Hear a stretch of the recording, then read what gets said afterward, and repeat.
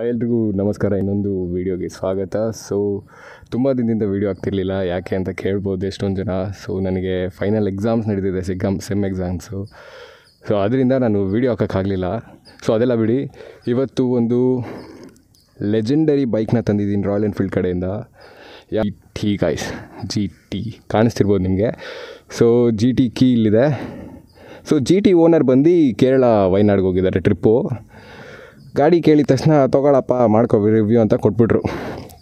ನೋಡಿ, 5 ಲಕ್ಷದ ಗಾಡಿನ ಇಷ್ಟು ಆರಾಮಾಗಿ ಯಾರಾದ್ರು ಕೊಡ್ತಾರೆ. ಜೊತೆಗೆ ಎಕ್ಸಾಸ್ಟ್ ಎಲ್ಲ ಹಾಕ್ಸಿದ್ದಾರೆ. ಅದಕ್ಕೆಲ್ಲ ನಾನು ಬರ್ತೀನಿ ಫಸ್ಟು. ಸೊ ಗಾಡಿ ಡೀಟೇಲಿಂಗಿಂದ ಸ್ಟಾರ್ಟ್ ಮಾಡೋಣ ಇವಾಗ. ಸೊ ಗಾಡಿ ಓನರ್ ನೇಮ್ ಬಂದುಬಿಟ್ಟು ವಿಪಿನ್ ಅಂತೇಳಿ. ಅದು ಯಾವಾಗಲೇ ಹೇಳ್ದಂಗೆ ಅವರು ವಯನಾಡು ಕೇರಳ ಟ್ರಿಪ್ ಹೋಗಿದ್ದಾರೆ. ಸೊ ಗಾಡಿ ನೋಡ್ಬೋದು, ಎಲ್ಲರಿಗೂ ಗೊತ್ತೇ ಇರುತ್ತೆ. ಇದೇನು ಇವಾಗ ಬಂದಿರೋದಲ್ಲ, ಹಳೇದು ಒಂದಿತ್ತು 535 ಅಂತ. ಸೊ ಅದರದ್ದು ಅಪ್ಗ್ರೇಡೆಡ್ ವರ್ಷನ್ ಅಂತ ಹೇಳ್ಬೋದು. ಇದು ಬೇರೆ PS6 ವರ್ಷನ್, ನಿಮ್ಗೆ ಇಲ್ಲಿ ಕಾಣಿಸ್ತಿರ್ಬೋದು. ಹೊಸ ಕ್ಲಿಪ್ಸ್ ಎಲ್ಲ ಕೊಟ್ಟಿದ್ದಾರೆ, ಮತ್ತು ಹ್ಯಾಲೋಜನ್ ಇಲ್ಲ, ಇದು LED. ಸೊ ಇದೆಲ್ಲ ಕಾಣಿಸ್ತಿರ್ಬೋದು. ಮತ್ತು ಇದರಲ್ಲಿ ಸ್ಪೆಷಲ್ ಏನಂದರೆ, ಓನರ್ ಹೆಸರು ವಿಪಿನ್ ಅಂತ ಹೇಳ್ದಂಗೆ ಅವರು ಡೇಟ್ ಆಫ್ ಬರ್ತ್ನೇ ಹಾಕ್ಸ್ಕೊಂಡಿದ್ದಾರೆ. ನಮಗೆ ಗಾಡಿ ತೊಗೊಳ್ಳೋದೇ ಕಷ್ಟ ಅಂದರೆ ಅವ್ರ ಗಾಡಿ ಜೊತೆಗೆ ಎಕ್ಸ್ಟ್ರಾ ಪೇ ಮಾಡಿ 10,000 ಡೇಟ್ ಆಫ್ ಬರ್ತ್ ಜೊತೆ ತೊಗೊಂಡಿದ್ದಾರೆ ಗಾಡಿನ. ಇನ್ನು ಗಾಡಿಯ ಪವರ್ ಬಗ್ಗೆ ಅಂದರೆ ಇಂಜಿನ್ ಬಗ್ಗೆ, ಅದರ ಹಾರ್ಟ್ ಬಗ್ಗೆ ಬಂದರೆ, parallel twin 648 engine, 648cc engine, 47 horse power, 47 bhp horse power ಎಲ್ಲ ಒಂದೇ, 52 Nm ಟಾರ್ಕ್. ಬ್ರು ಏನು ಮಾತಾಡೋಂಗಿಲ್ಲ, ಫುಲ್ಲು ರೆಟ್ರೋ ಲುಕ್ಕು ಗಾಡಿದು. ನಿಮಗೆ ಬೋರೇ ಆಗೋಲ್ಲ ತೊಗೊಂಡ್ರೆ. ನನ್ನ ಗಾಡಿ ಅಲ್ಲೇ ಇದೆ, ನೋಡ್ತಿರ್ಬೋದು. ನನ್ನ ಫ್ರೆಂಡ್ ನಿಂತಿದ್ದಾನಲ್ಲಿ. ಸೊ ಇನ್ನು ಗಾಡಿಗೆ ಅವರು ಎಕ್ಸ್ಟ್ರಾ ಆಫ್ಟರ್ ಮಾರ್ಕೆಟ್ ಏನೇನು ಹಾಕ್ಸಿದ್ದಾರೆ ಅಂದರೆ, ಬಾರ್ ಆ್ಯಂಡ್ ಮಿರರ್ ಹಾಕ್ಸಿದ್ದಾರೆ. ಅದು ಬಿಟ್ಟರೆ ಸೈಡಲ್ಲಿ ಮೋಟೋ ಟಾರ್ಕ್ ಅವ್ರದ್ದು ಕ್ರ್ಯಾಶ್ ಗಾರ್ಡ್ ಹಾಕ್ಸಿದ್ದಾರೆ. ಇದೆಲ್ಲ ಎಕ್ಸ್ಟ್ರಾ. 2 ತಿಂಗಳು ಅಷ್ಟೇ ಆಗಿರೋದು ಗಾಡಿ ತೊಗೊಂಡು. ಇನ್ನು ಹೊಸದೇ ಅಂತಲೇ ಹೇಳ್ಬೋದು ಗಾಡಿನ. ಇನ್ನು ಗಾಡಿ ಸೌಂಡ್ ಕೇಳಿಸ್ಬೇಕು ಅಂದರೆ ನಿಮಗೆ. ಸೊ ಇವ್ರು ಬಂದು ವಿಪಿನ್ ಅವರು ರೆಡ್ ರೂಸ್ಟರ್ಸ್ ಹಾಕ್ಸಿದ್ದಾರೆ. ರೆಡ್ ರೂಸ್ಟರ್ಸ್ ಪರ್ಫಾರ್ಮೆನ್ಸ್ ಎಕ್ಸಾಸ್ಟ್ ಹಾಕ್ಸಿದ್ದಾರೆ. ಹಾಗಂದರೆ ಇನ್ನೂ ಪವರ್ ಜಾಸ್ತಿ ಕೊಡುತ್ತೆ ಹೈವೇಲಂತಲ್ಲ, ಗಾಡಿ ಪವರೇ ಜಾಸ್ತಿ ಕೊಡುತ್ತೆ. ಸೊ ನೋಡ್ತಿರ್ಬೋದು ನಿಮಗೆ. ಇದಕ್ಕೆ ಮಫ್ಲರ್ಸ್ ಎಲ್ಲ ಏನು ಬರೋದು ಹಿಂಗೆ. ಸೊ ಮಫ್ಲರ್ಸ್ ಬೇಕಂದರೆ ಗುರು ಸೇವಕ್ ಅಂತ ಒಂದು ಬರುತ್ತೆ, ಅದು ಚೆನ್ನಾಗಿರುತ್ತೆ. ಅದು ಬೇಸ್ ಜಾಸ್ತಿ ಬರುತ್ತೆ, ಇದರಲ್ಲಿ ಸೌಂಡ್ ಜಾಸ್ತಿ ಬರುತ್ತೆ. ಇದರಲ್ಲಿ ಪಾಪ್ಸ್ ಚೆನ್ನಾಗಿ ಬರುತ್ತೆ. ಇನ್ನು ಸ್ಪೀಡೋಮೀಟ್ರಿಗೆ ಬರ್ತೀವಿ ಅಂತಂದರೆ ಫುಲ್ಲು ರೆಟ್ರೋ ಲುಕ್ಕು ನೋಡ್ತಿರ್ಬೋದು. ಇದೆಲ್ಲ BS6 ಬಂದಿರೋದಂಥದ್ದು. ಸ್ವಿಚಸ್ಸು ಚೆನ್ನಾಗಿದೆ, ಕ್ವಾಲಿಟಿ ಟಿಪಿಕಲ್ ಕನ್ನಡಿಗ. ಅವ್ರು ಹೇಳ್ತಾರೆ ಕ್ವಾಲಿಟಿ ಚೆನ್ನಾಗಿಲ್ಲ ಅಂತ. ಚೆನ್ನಾಗಿದೆ, ರಾಯಲ್ ಎನ್ಫೀಲ್ಡ್ ಅವ್ರಿಗೆ ಇದೆ ಚೆನ್ನಾಗಿದೆ. ಇನ್ನು ಇದು ಕೀ ಹಾಕೋ ಜಾಗ ಎಲ್ಲರಿಗೂ ಗೊತ್ತು. ಇದು ರೆಟ್ರೋ ಲುಕ್, ಆವಾಗಲಿಂದನೇ ಹಿಂಗೆ ಬಂದಿರೋದು. ಇದ್ರ ಬಗ್ಗೆ ನಾನು ಎಕ್ಸ್ಪ್ಲೈನ್ ಮಾಡೋಂಗಿಲ್ಲ. RPM ಬಂದು into 1000 ಇದೆ. ಮತ್ತು ಇಲ್ಲಿ ಫ್ಯೂಲ್ ಗೇಜ್ ತೋರಿಸುತ್ತೆ. ಟಾಪ್ ಸ್ಪೀಡು 200 ಅಂತ ತೋರಿಸಿದ್ದಾರೆ. 180, 185 ಹೋಗ್ಬೋದು. ನನಗೆ ಅದ್ರ ಬಗ್ಗೆ ಐಡಿಯಾ ಇಲ್ಲ, ನಾನು ಯಾವತ್ತೂ ಹೋಗಿಲ್ಲ. ಸೊ 9000 RPM, 10,000 RPM ಅಂತ ರೇ ಮಾಡ್ಬೋದು. ಇನ್ನು ಅದು ಬಿಟ್ಟು ಅಂದರೆ ಅಡ್ಜಸ್ಟೇಬಲ್ ಕ್ಲಚ್ಚು ಮತ್ತು ಬ್ರೇಕ್ ಲಿವರ್ ಕೊಟ್ಟಿದ್ದಾರೆ. ನೀವು ಅಡ್ಜಸ್ಟ್ ಮಾಡ್ಕೊಬೋದು ಲೂಸು ಟೈಟ್ ಮಾಡಿಕೊಂಡು. ಇನ್ನು ಈ ಮಿರರ್ಸ್ ನಾನು ಹೇಳ್ದಂಗೆ ಇದು ಆಫ್ಟರ್ ಮಾರ್ಕೆಟ್ ಅಲ್ಲ, ಕಂಪ್ನಿ ಅವ್ರದ್ದೇ. ಬಟ್ ಇವರು ಬೇರೆ ಥರ ಹಾಕ್ಸ್ಕೊಂಡಿದ್ದಾರೆ ಅಷ್ಟೇ. ಇನ್ನು ಅದು ಬಿಟ್ಟರೆ ಸೈಡ್ ಇಂಡಿಕೇಟರ್ಸ್ ಎಲ್ಲ ಹ್ಯಾಲೋಜನ್ನೇ ಕೊಟ್ಟಿದ್ದಾರೆ. ಬರೀ ಹೆಡ್ಲೈಟ್ ಮಾತ್ರ LED ಕೊಟ್ಟಿದ್ದಾರೆ. ಏನು ಅಷ್ಟೊಂದು ಡಿಫ್ರೆನ್ಸ್ ಇಲ್ಲ.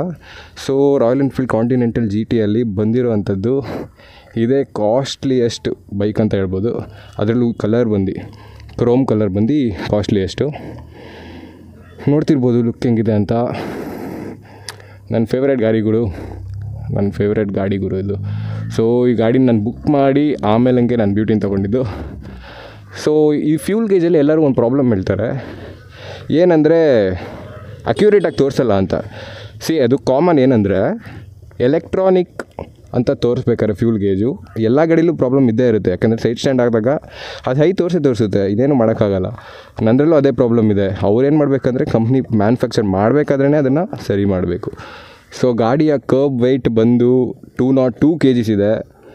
ಸೊ ಇನ್ನು ಇವರು ಜೊತೆಗೆ ಎಕ್ಸ್ಟ್ರಾ ಸೈಡ್ ಸ್ಟ್ಯಾಂಡೆಲ್ಲ ಹಾಕ್ಸಿ, ಮತ್ತು ಜೊತೆಗೆ ಇದೂ ಬೇರೆ ಹಾಕ್ಸಿದ್ದಾರೆ. ಸೊ ಸ್ಟಾಕಲ್ಲಿ ಬರೋ ಎಕ್ಸಾಸ್ಟ್ ಬಂದ್ಬಿಟ್ಟು 8 kg ಹತ್ತತ್ರ ಇರುತ್ತಂತೆ.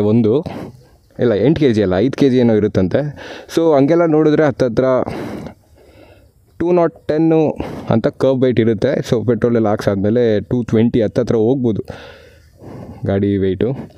ಇನ್ನು ಈ ಗಾಡೀಲಿ ಸ್ಪೆಷಾಲಿಟಿ ಏನಂದರೆ ಇವರು ಮತ್ತೆ ಇಲ್ಲೊಂದು ಆಫ್ಟರ್ ಮಾರ್ಕೆಟ್ ಸೀಟ್ ಹಾಕ್ಸಿದ್ದಾರೆ. ಆಫ್ಟರ್ ಮಾರ್ಕೆಟ್ ಅಂದರೆ ಕಂಪ್ನಿಯಿಂದನೇ, ರಾಯಲ್ ಎನ್ಫೀಲ್ಡ್ ಕಂಪ್ನಿಯವ್ರದೇ. ಇನ್ನು ಅದು ಬಿಟ್ಟು ಗಾಡಿ ಈ 2 ಮಂತ್ಸಿಂದ ಯಾವ್ದಾದ್ರು ಬರ್ತಾಯಿದೆಯೋ ಅದೆಲ್ಲದಕ್ಕೂ E20 ಪೆಟ್ರೋಲ್ ಕೊಡ್ತಾಯಿದ್ದಾರೆ. ಸೊ ಇದೊಂದು ಇವಾಗ ಎಲ್ಲ ಗಾಡಿಗೂ ಕಾಮನ್ನು. ನೀವು ಸ್ಪ್ಲೆಂಡರ್ ತೊಗೊಂಡ್ರು E20 ಕೊಟ್ಟೇ ಕೊಡ್ತಾರೆ. ಸೊ ಅದು E20 ಹಾಕ್ಸ್ಲೇಬೇಕಂತ ಏನಿಲ್ಲ, ಯಾಕಂದರೆ ಇನ್ನೂ E20 ಎಲ್ಲೂ ಸಿಕ್ಕಿಲ್ಲ. ನನ್ನ ಗಾಡಿಗೆ ನಾನು ಮಾಮೂಲಿನೇ ಹಾಕ್ಸ್ತಾ ಇರೋದು. ಅಫ್ಕೋರ್ಸ್ ಇವರು HP ಪವರ್ ಯಾವ್ದಾರು ಒಂದು ಹಾಕ್ಸ್ತಾ ಇರ್ತಾರೆ. ಬರ್ತೀವಿ ಅಂದರೆ ಮುಂದಗಡೆ ನಿಮಗೆ ಕಾಣ್ತಿರ್ಸ್ಬೋದು ಇಲ್ಲಿ 100/90 ಕೊಟ್ಟಿದ್ದಾರೆ. ಮುಂದೆ ಪರವಾಗಿಲ್ಲ, ಬಟ್ ಹಿಂದೆನೇ ಕೇಳಿದ್ರೆ ಬೇಜಾರಾಗಿ ಹೋಗ್ತೀರಾ. ನನ್ನ ಗಾಡಿಗೆ 150/90 ಏನೋ ಕೊಟ್ಟಿದ್ದಾರೆ, ಬಟ್ ಇಲ್ಲಿ ಹಿಂದೆಗಡೆ 130/70 ಕೊಟ್ಟಿದ್ದಾರೆ. ಸೊ ಇದೊಂದು ನೀವು ಆಫ್ಟರ್ ಮಾರ್ಕೆಟ್ ಹಾಕ್ಸ್ಕೊಂಡ್ರೆ ಒಳ್ಳೆ ಕಾನ್ಫಿಡೆನ್ಸ್ ಬರುತ್ತೆ ಕಾರ್ನರಿಂಗಲ್ಲಿ. ಇನ್ನು ಗಾಡಿ ಕೂತ್ಕೊಳ್ಳೋಕೆ ಹೆಂಗಿದೆ ನೋಡಿ, ಹಿಂದೆನೂ ನೋಡ್ತಿರ್ಬೋದು. ಮುಂದೆಗಡೆ ಮಾತ್ರ ಹೆಡ್ಲೈಟ್ ಕೊಟ್ಟಿದ್ದಾರೆ, ಅದು LED. ಇನ್ನು ಮಿಕ್ಕಿದೆಲ್ಲ ಪೂರ್ತಿ ಡಿಫ್ರೆಂಟ್ ಇದೆ. ಇನ್ನು ಗಾಡಿ ನೋಡ್ತಿರ್ಬೋದು ಸ್ಪೀಡೋಮೀಟ್ರನ್ನ ಸೈಕ್ ಅಂತ ಹೋಗಿ ಬರುತ್ತೆ. ಸೊ ಪೆಟ್ರೋಲ್ ನೋಡಿ, ಸೈಡ್ ಸ್ಟ್ಯಾಂಡ್ ಇರೋದಕ್ಕೆ ಇಷ್ಟೊಂದು ತೋರಿಸ್ತಾ ಇದೆ, ಬಟ್ ಹಾಕ್ಸಿರೋದು 200 ರೂಪಾಯಿಗೆ ಅಷ್ಟೇ. ಹಂಗೆ ನೋಡಿದ್ರೆ ಬರೀ 2 ಪಾಯಿಂಟ್ ಬರಬೇಕಾಗಿತ್ತು, ಇದು 4.2 ಪಾಯಿಂಟ್ ಎಕ್ಸ್ಟ್ರಾ ಬರ್ತಿದೆ. ಕೆಲವೊಂದು ಕಡೆ ಪ್ರಾಬ್ಲಮ್ ಆಗ್ಬೋದು, ಬಟ್ ನಿಮಗೆ ಒಂದು ಗೇಜ್ ಮಾಡೋ ಮೈಂಡ್ಸೆಟ್ ಇದ್ದರೆ ಅದೆಲ್ಲ ಒಂದು ಪ್ರಾಬ್ಲಮ್ ಆಗೋಲ್ಲ.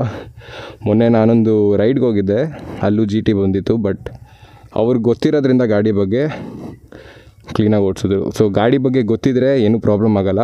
ಅರ್ಧಂಬರ್ಧ ತಿರ್ಕೊಂಡವರೆಲ್ಲ ಗಾಡಿ ತೊಗೊಂಡು ಓಡಾಡ್ತೀವಿ ಅಂದರೆ ಅವಾಗ ಪ್ರಾಬ್ಲಮ್ ಆಗುತ್ತೆ. ಸೊ ಅದು ಬಿಟ್ಟು ಇವಾಗ ಬನ್ನಿ ಕೂತ್ಕೊಂಡು ಹೆಂಗಿದೆ ಅಂತ ತೋರಿಸೋಣ.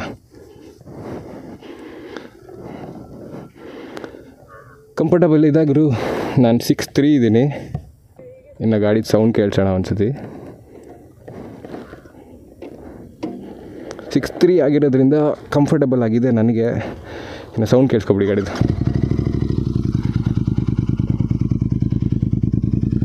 Parallel twin exhaust sound. ನಾವೇನು ಮಾತಾಡೋಂಗಿಲ್ಲ ಗಾಡಿ ಎಕ್ಸಾಸ್ಟ್ ಬಗ್ಗೆ.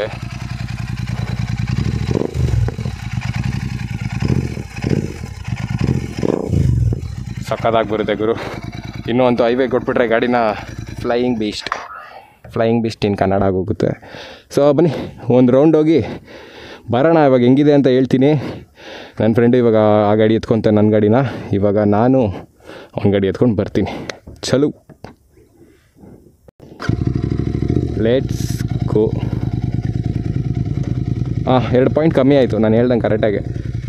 ಗಾಡಿ ಬಗ್ಗೆ ನನಗೆ ಗೊತ್ತು ಗುರು, ನಿಮಗೇನು ಗೊತ್ತು. ನನಗೆ ಫೋನಲ್ಲಿ ರೆಕಾರ್ಡ್ ಮಾಡ್ತಿರೋದ್ರಿಂದ ಕ್ಲೀನಾಗಿ ಕಾಣಲ್ಲ, ಯಾರೂ ಏನೂ ಬೇಜಾರು ಮಾಡ್ಕೊಬೇಡಿ. ನಾನು ಇಳಿಯೋಕ್ಕೆಲ್ಲ ಹೋಗಲ್ಲ, ಇದು ಎಳೆಯೋಂಥ ಜಾಗನೂ ಅಲ್ಲ. ಸೊ ನೋಡ್ತಿರಬಹುದು, ಗಾಡಿ ನೋಡೋಕ್ಕೆ ತುಂಬ ಚೆನ್ನಾಗಿದೆ, ಓಡ್ಸೋಕ್ಕೆ ತುಂಬ ಸ್ಮೂತಾಗಿದೆ. ಗೇರ್ ಶಿಫ್ಟ್ ಮಾಡ್ತಾ ಇರೋದಂತೂ ಗೊತ್ತೇ ಆಗ್ತಿಲ್ಲ. ಇನ್ನು ಬಾರ್ ಆ್ಯಂಡ್ ಮಿರರ್ಸ್ಗೆ ಅಂತ ಬಂದರೆ ಚೆನ್ನಾಗೇ ಕಾಣಿಸ್ತಾ ಇದೆ. ಕೆಲವ್ರಿಗೆ ಇಷ್ಟ ಆಗೋದಿಲ್ಲ, ಬಟ್ ಕಂಪ್ನಿಲಿ ಕೊಟ್ಟಿರೋದು ಚೆನ್ನಾಗಿ ಕಾಣಿಸ್ತಾ ಇದೆ ನನಗೆ. ನಿಮಗೂ ಕಾಣಿಸ್ತಿರ್ಬೋದು, ಅಲ್ಲಿ ಹಿಂದಗಡೆ ನಮ್ಮ ಹುಡುಗ ಬರ್ತಾರದು. ಸೊ ಹೆಂಗೆ ಹೋಗಿ ಹೆಂಗೆ ಬರೋಣ ಅಂತ ಡಿಸೈಡ್ ಮಾಡ್ಕೊಳ್ಳೋಣ ಬನ್ನಿ. ಇಲ್ಲಿ ಸುಮ್ಮನೆ ಒಂದು ಸ್ಟ್ರೆಚ್ ಸಿಗುತ್ತೆ, ಸುಮ್ಮನೆ ಹಂಗೆ ಸ್ಲೋ ಆಗಿ ಎಳೆದು ತೋರಿಸ್ತೀನಿ.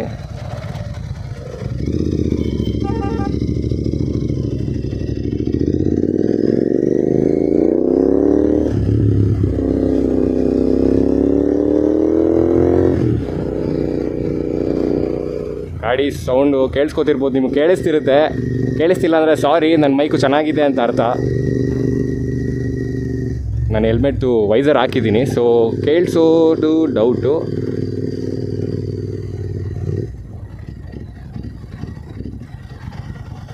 ಸೊ ಇಲ್ಲೇ ತಿರುಗಿಸ್ಕೊಂಬಿಡೋಣ, ಜಾಸ್ತಿ ಮುಂದಕ್ಕೆ ಹೋದರೆ ಪ್ರಾಬ್ಲಮ್ಮು ನನಗೇನೆ.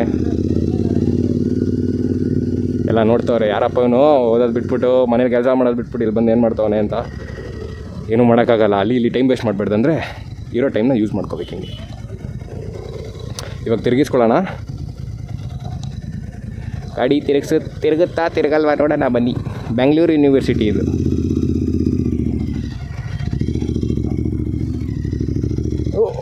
ತಿರುಗುತ್ತೆ ಗುರು ಕ್ಲೀನಾಗೆ.